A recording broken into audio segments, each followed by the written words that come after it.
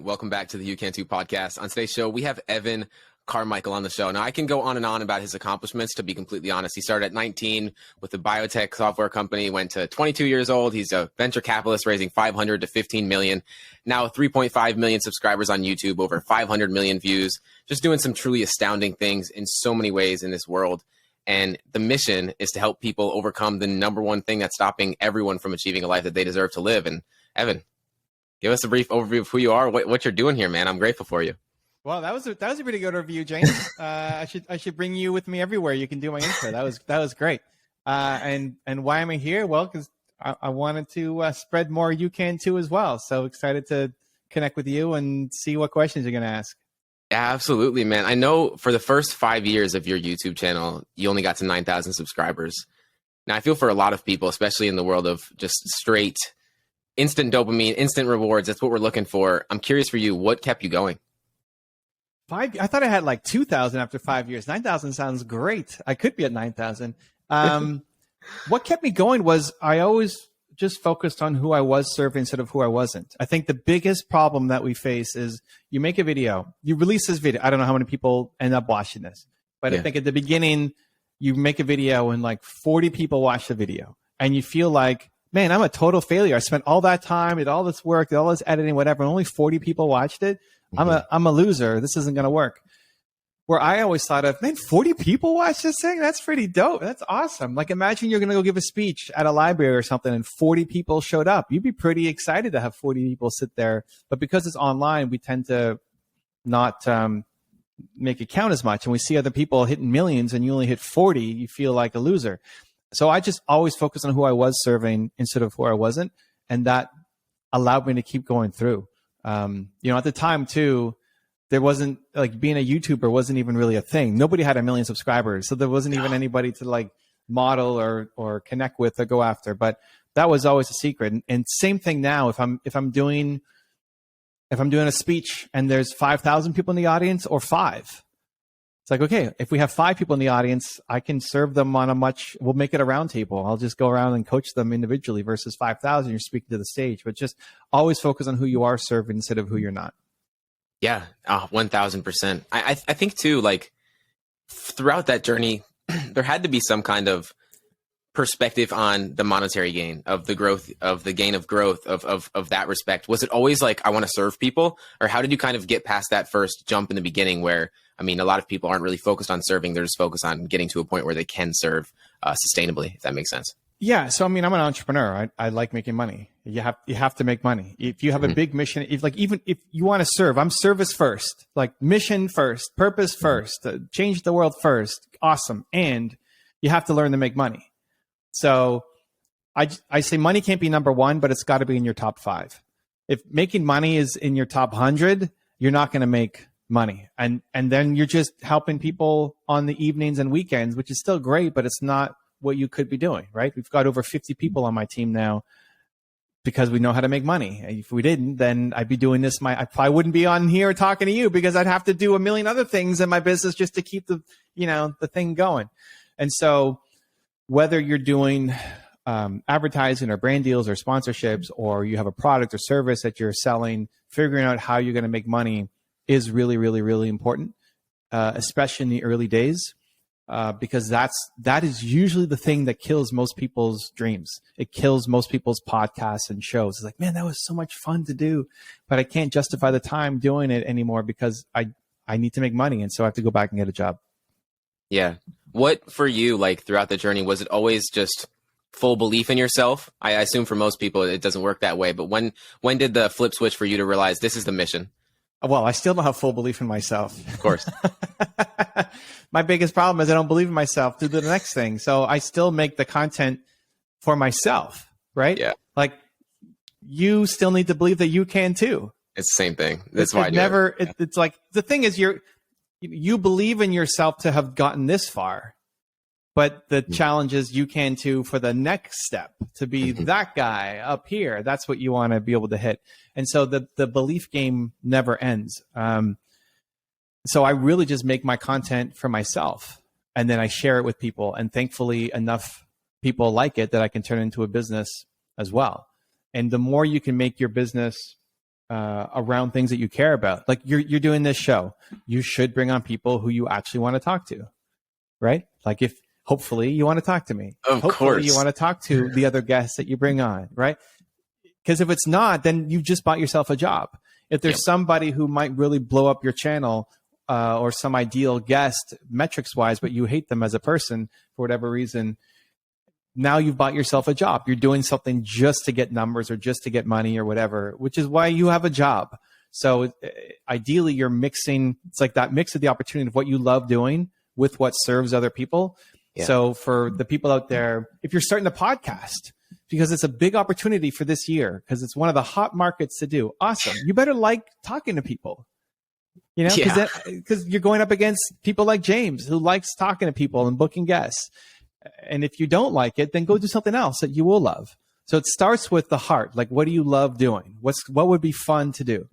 And then you use your head to help you figure out, okay, how do I actually turn this into something that can sustain me, make money, build, grow a team so you can have a much bigger impact? Yeah. I think for a lot of people, as you know, of course, like this is why you do what you do. I'm in the mindset of service too, service before really anything else. When it comes to serving or just building that belief within yourself, where do you think most people go wrong when it comes to trying to build more belief and actually start creating a life that, you know, they're fulfilled by, not just, you know, okay with? I don't think they're thinking about it as much as making money. Like if just your question, like what mistake did people make on building a business that fulfills them? I don't think most people are asking themselves, what would be a business that fulfills me? Like that's the biggest problem. They're not asking the question. They might be saying, what's a business that makes me money? They might be saying, what's a business that maybe can have a big impact? But if you say, what's a business that fulfills me? I don't think people are really asking that question. And that's a great quarterly check-in, because the things that fulfilled you last year may not fulfill you anymore. Maybe you've grown past them. Maybe that was a fun little experiment and you don't like that thing as much anymore. It doesn't fulfill you anymore and you need to move on. I think a lot of people stay in the same business or same relationship for too long because it doesn't actually fulfill them anymore. So the biggest mistake is just not asking the question. Ask the question, you'll get some good answers. Yeah. Different questions lead to different answers. That's one of the things that I found for me. It's like the one thing I go back to when something doesn't feel right, or I have a lack of belief, or something's going wrong. I just ask myself a better question, because a lot of people, maybe they're not asking that question, but they're asking worse questions that give them the answers that they don't really want the answer to. Throughout your journey, you've been connected with some of the best thought leaders in the world, you including as one of them. But I'm curious for you, what skill do you wish you developed earlier? What skill do I wish I developed earlier? That's an interesting question. If I think about all the work that I've done on learning how to make great YouTube videos, it's easy to go to places like that. But I think the number one skill would have been to listen, like to ask and listen to advice earlier. So I could say thumbnails and title optimization and be better on camera, but I think it's the willingness to ask for help and actually listen to the advice that's really made some of the biggest forward shifts in my life. And at the beginning, I resisted a lot of it, and still probably do to some extent, but I'm better than I used to be. And if I knew that earlier, that would probably be the skill that I would work on the fastest. That's a really good answer. I find I had a David Meltzer on my podcast, and he said the same answer was that. And it's funny because I'm always in the perspective of humility. It's like, hey, if I don't know, I'm going to ask. I mean, there's really nothing to lose from just asking and being open to receive feedback in that way. And this may be that answer in itself, but I'm curious, like, you've been in this space, especially in just whether it's self-improvement or online business for a very long time. What lesson has taken you the longest to learn? That's still down to belief, that you can too.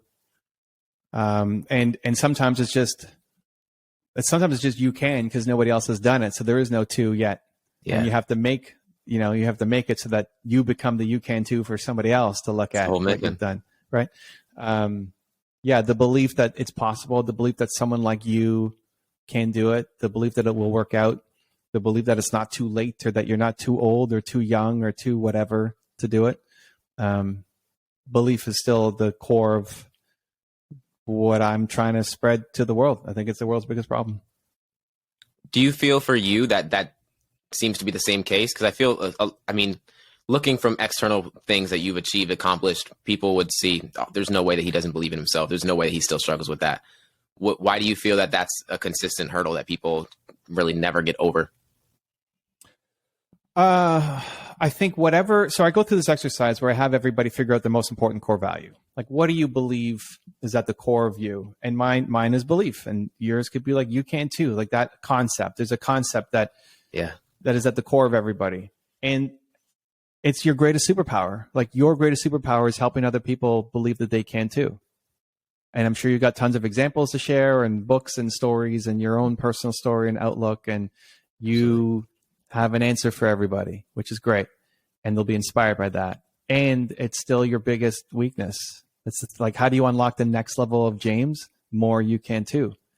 You know, and it's harder, especially when you've had success, because people would look to you and say, but you've already had Dave Meltzer on and all these people and whatever you've done. Like you've done a lot more at your age than most of your friends, probably, right? Yeah. Look at who you went to high school with or whatever, and you're like, oh yeah, like I'm.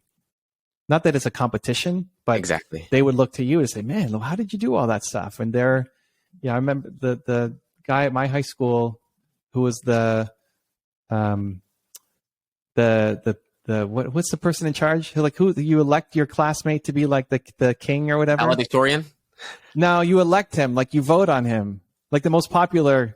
Oh man, kid or whatever. Superlative, like a superlative to some capacity. And it was maybe I just had a weird school, but we had to vote on who should be our representative, I guess. It's like the most popular kid always wins every year, right? Gotcha. So that guy, and now he's like, fast forward, it's I don't know how many years reunion. I'm 42, so I'm going back to like when I was 18 or whatever.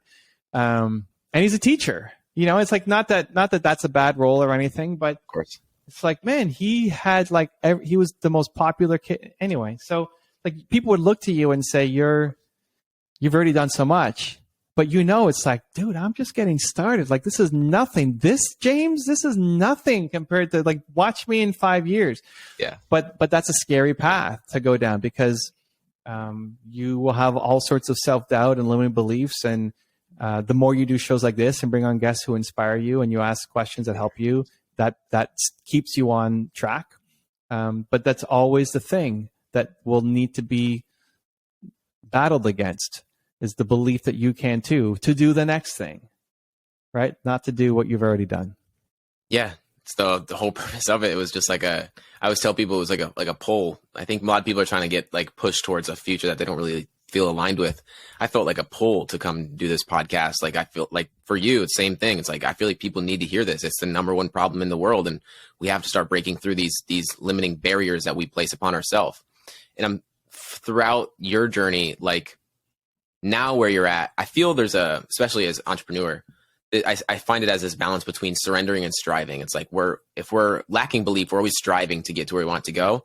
And in entrepreneurship or just being high achievers in like the world that we're in, it's really hard to surrender to the whole journey. How have you been able to kind of not only go for the most success that you can ever accomplish, but also enjoy the process of doing it? I think it depends on the day, to be honest.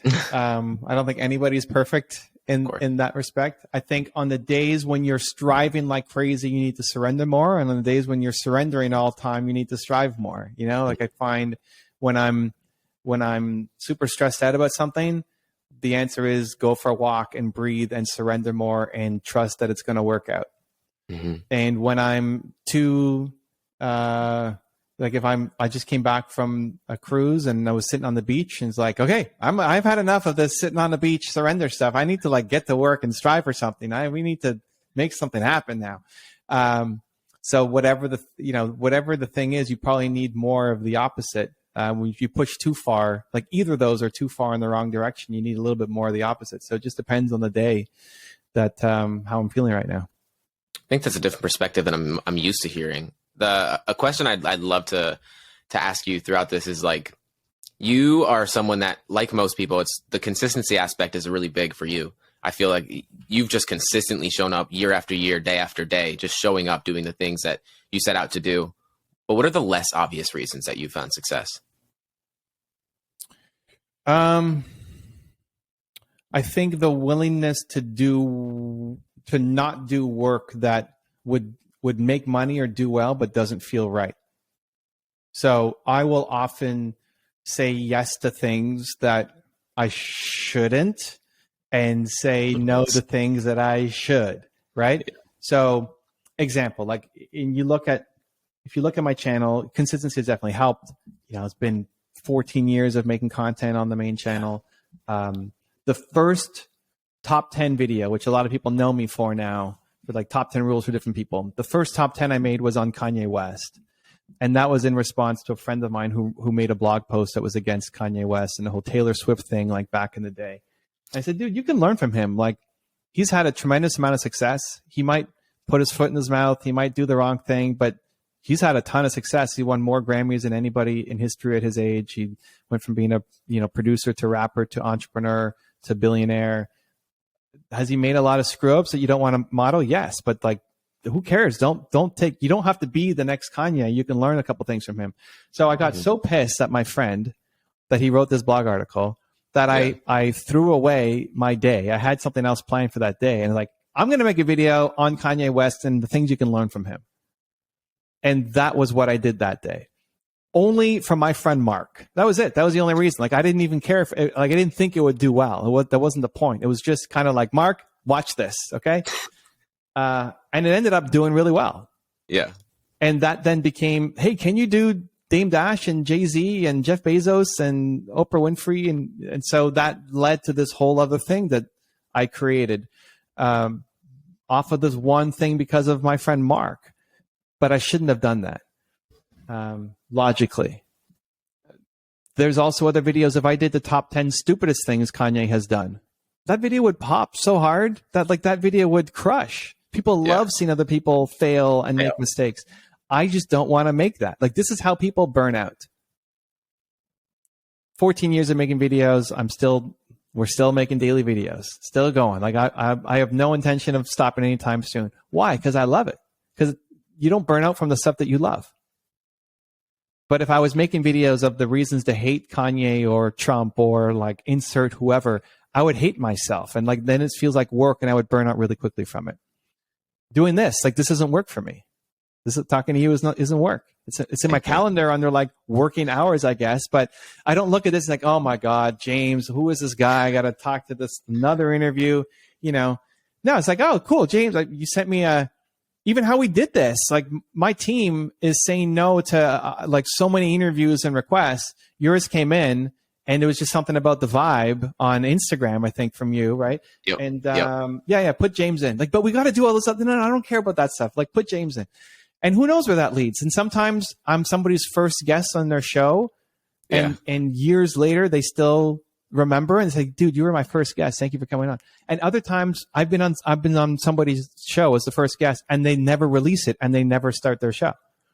Right? Like, that happens too. It's like not every time is a huge success story, but it doesn't mean that it was wrong. I don't go back and judge like, oh, I shouldn't have talked to that guy. Mm-hmm. It just works out. Like, net, it works out. And so being willing to trust your gut or listen to your intuition or listen to your heart or whatever you want to call it, even when logically it may not make sense, has served me in a lot of really, really great ways. It's the whole way I started this if you don't know, you probably don't, but obviously you don't. But I started my podcast in my car. I couldn't have anyone on the show yet. Didn't have Ethernet. Nothing was connected. So I was like, I'm not going to let this stop me from starting. Which, like you said, a lot of people do. It's like, even if they have one recorded, they still don't post it. This is probably going to be 146 episodes in, and it's like, I'm just same as you. It's like I'm playing infinite games. Like, I don't see this as work. I see this as just like my passion, my purpose for being here. For you to be surrounded by this space for so long, I bet there's so many pieces of knowledge that you can just pick out of your brain that's just logged in there. I'm curious for you, what's like the most surprising piece of knowledge that maybe most people haven't thought of, or things that you kind of live by that stick in your brain? I mean, belief would be the easiest one, but we've already kind of dived in on that. What's maybe an uncommon one that one of the ones that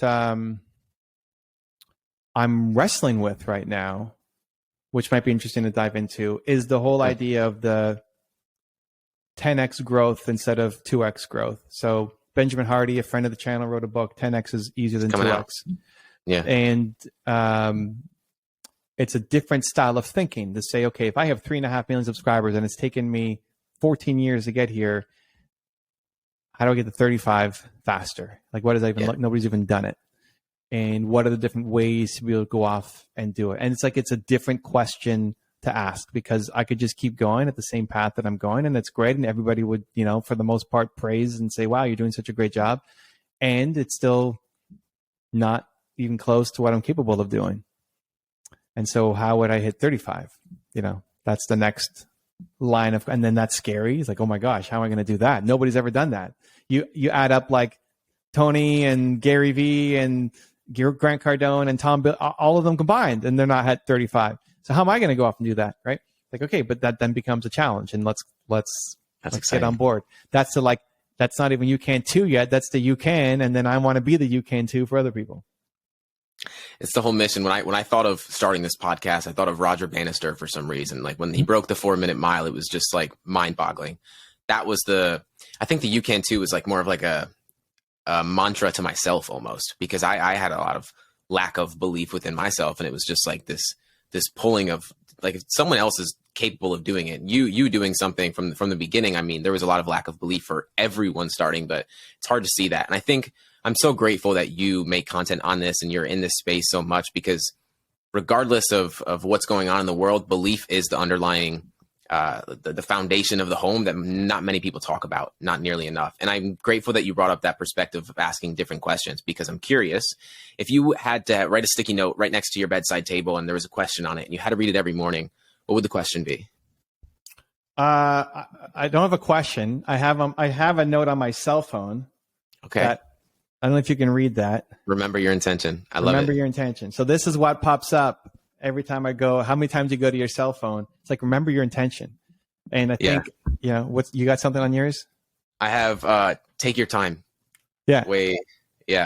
That's what I did write down. So if it had to be a question, it'd be like, what's your intention? But that's basically what I am putting down as a reminder every time I look at my phone. The other one that I do is whenever there's a door frame. Yeah. Because we walk into door frames. I got this from Brendan Burchard. It's like, if there's a message you want to remind yourself of, look at the door frame. And I combine it with like hitting the door frame. So if I'm walking into my office, I tap the door frame. I'm leaving the house, I tap the door frame. So if you ever see me outside somewhere, I'm just like, why is he always hitting door frames, or like even jumping to try to, it's just his technique. And then I'll say like, great things come to me. It's just a reminder. Great things come to me. Great things. Every time I hit the door frame, great things come to me. Great things come to me. Sometimes it's like 1,000 times a day. You go through a lot of you go out of the office into the bathroom and back. That's 4 door frames already. So it's like great things come to me, and it just starts to seep in. I love that. I'm going to take that, because I'm always bringing stuff like that around. Like at every chance I can, I'm trying to put positive information into my brain. Yeah, I combine it. So you know Regis Philbin. Yes. So like Regis and Kath, like he had this TV show I don't think he's on anymore, but he had in his office. We did a video on him way back, and he had in his office. And when you left the office, he had this. I forget what the sign said, like "We are champions" or something. And that was part of his, like, before he went on stage, he hit the sign of "We are champions." And the words I don't remember, but yeah, of course. And he would have other people like hit the sign on the way out as a priming for going on the show. And I thought, wow, why not do that with like every door frame? You don't have to have a sign. You just teach yourself. You walk through a door and like you hit it, and whatever the message is that you want to remind yourself of, there it is. So that's been helpful. I love that. I'm literally going to write that down, because that's so powerful. The last question I ask every guest, and it kind of really encapsulates what I'm trying to do with this podcast. I feel as though that lack of belief comes more from our inability to unlearn beliefs than it is to learn new beliefs. So I'm curious for you, what is the belief that you're currently unlearning? The belief that I'm currently unlearning is, what's the belief? I'm trying not to give you like a stock answer. So you're all good. Actually make me think of what is the belief I'm currently unlearning. That it has to be linear that the path has to be linear, that you have to know the how, that you can hit whatever metric, whatever number, whatever greatness is for you a lot faster. And that, back to your language, that you can, like, I would honestly take the you can too and like use that as I will become the you can too for others, because I'm going to create a you can life that hasn't been created yet. I love it. More than grateful for you, Evan. All your links will be in the show notes. How many times you do an episode? What's your schedule release? 2 a week. 2 a week. I do a solo on Tuesday and an interview on Thursday. You're gonna start to up that? Yeah. As soon as I can. Yeah, I'm gonna be upping it. I want to get 2 interviews a week, and then I bring in the solo just to remember where I kind of came from. So you're at 146 right now. I think 144 came out today. This will be 146. Got it. So when you get to 500, let me know. We'll come back. Sick. Let's go. Round 2, we'll celebrate 500 together. When you're getting close, let my assistant know, and we'll figure out a time to make 500 work. Grateful for you, Evan.